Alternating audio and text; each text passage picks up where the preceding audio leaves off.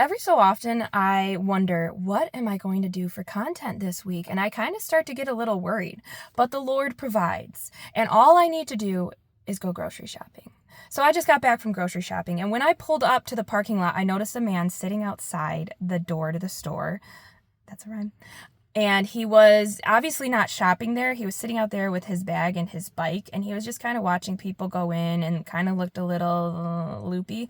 I don't know. So I sat there for a minute to let my senses kick in and kind of gauge the situation to see whether or not he was a threat. Kind of like, what do you see, girl?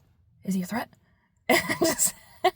I know it sounds ridiculous, but I gave myself time to gauge if he was a threat.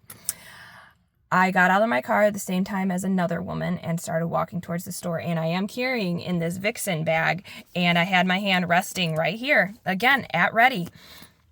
And as I walked by him, didn't make eye contact. I had major RBF, and I went and got my cart, and I had to go back by him to go into the building. And of course, he mumbled something to me, and I said, "Excuse me?" And he said, you on Facebook or Twitter? And I shook my head because if anyone asks, I'm not on Facebook or Twitter. So I proceeded to go in the store and did my shopping, got to the register, and what I did was, and this is my tip for you, I told the girl ringing me up, I asked her, what do you do when there's men loitering at the entrance to your building? And she's like, oh, well, we took away the bench. Was he harassing you? And I said, well, he asked me if I had social media. That's not necessarily harassment, but it was uncomfortable. And I was just wondering what your protocol, I'm paraphrasing. And she's like, I'll tell my manager and whatever. Now, it wasn't necessarily only for me. I was asking for other women because a majority of their clientele at this time of day is going to be women.